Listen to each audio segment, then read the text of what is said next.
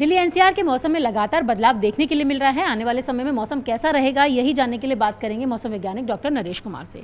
नरेश जी, अगर हम तेज हवाओं की बात करें तो 48 से 72 घंटों में, अगले 48 से 72 घंटों में क्या तेज हवाओं के चलने की संभावना है? किसी तरीके का कोई अलर्ट, येलो, ऑरेंज, किसी तरीके का कोई अलर्ट? देखिए, मैं थोड़ा पीछे से स्टार्ट करूंगा। आप कंटिन्यूस काफ़ी दिनों से ये देख रहे हैं कि एनसीआर दिल्ली, इवन पूरे नॉर्थ वेस्ट इंडिया में continuous rainfall activity, thunderstorm activity, जो तेज़ हवाएं कह रही हैं, कंटिन्यूस हो रहा है। उसका कारण वेस्टर्न डिस्टर्बेंस के कारण हो रहा है। और उसके साथ ही दूसरा रीज़न ये है कि बे ऑफ बंगाल से हवाएं भी नॉर्थ वेस्ट इंडिया आ रही थी, उसके साथ अरबियन सी से भी विंड्स आ रही थी, जिसके कारण ये सारी चीज़ें फेवरेबल रही। अगर हम आज की बात करें, आज भी एक वेस्टर्न डिस्टर्बेंस है नॉर्थ पाकिस्तान के ऊपर।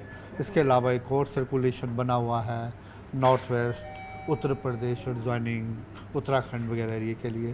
तो अब हमारा अनुमान है कि लगातार आने वाले 4-5 दिनों में एनसीआर दिल्ली में हल्का फुल्का रेनफॉल एक्टिविटी होता रहेगा।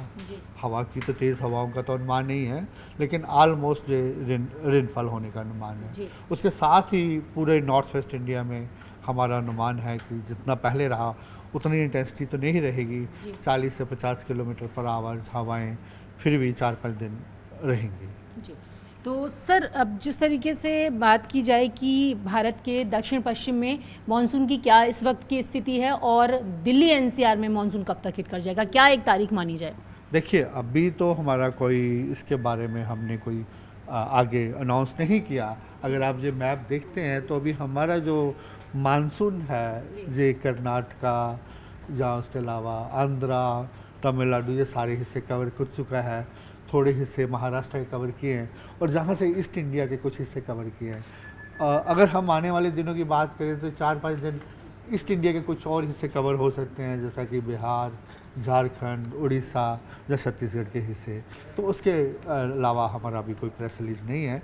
यही हमने आने वाले 4-5 दिन के लिए स्टेटमेंट है। तो यानी कि दिल्ली के लोगों को अभी मानसून के लिए इंतजार करना होगा, देरी से आएगा दिल्ली में? नहीं, ये कुछ नहीं कह सकते, लेकिन अभी जो हमारा 4-5 दिन का फोरकास्ट है उसके लिए हमारा एनसीआर दिल्ली के लिए कोई फोरकास्ट नहीं। अच्छा सर, लगातार ये जो हवाएं और बारिश और ये जो थंडर स्ट्रोम देखा जा रहा है, तो क्या ये ट्रेंड अभी आने वाले दिनों में और भी जारी रहेगा? जी बिल्कुल, जैसे मैंने अभी बताया है कि ऑलमोस्ट पूरा वीक ही वेस्टर्न हिमालय रीजन में JNK HP उत्तराखंड में हल्का फुल्का रेनफॉल एक्टिविटी रहेगा। और इसके साथ ही प्लेन्स में भी कहीं ना कहीं हल्का फुल्का रेनफॉल, थंडरस्टॉर्म एक्टिविटी होने का अनुमान है। सर, किसी तरीके का कोई अलर्ट है? सच कोई एनसीआर दिल्ली के लिए अलर्ट नहीं है। बाकी जगह हमारा कोई ऐसा सीवियरिटी हम एक्सपेक्ट नहीं कर रहे।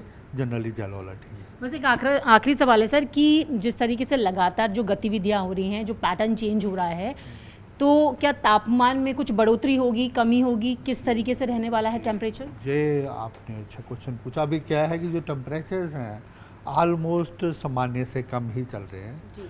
और जैसे हमने बताया कि अभी वेदर एक्टिविटी होने का अनुमान रहेगा, तो टेम्परेचर्स में बहुत ज़्यादा चेंजेस नहीं आएंगी।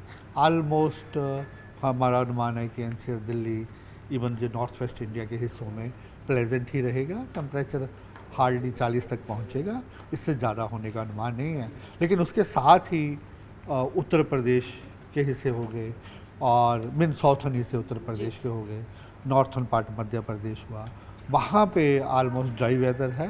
वहाँ पे हीट वेव कंडीशंस प्रिवेल कर सकते हैं आने वाले दिनों में।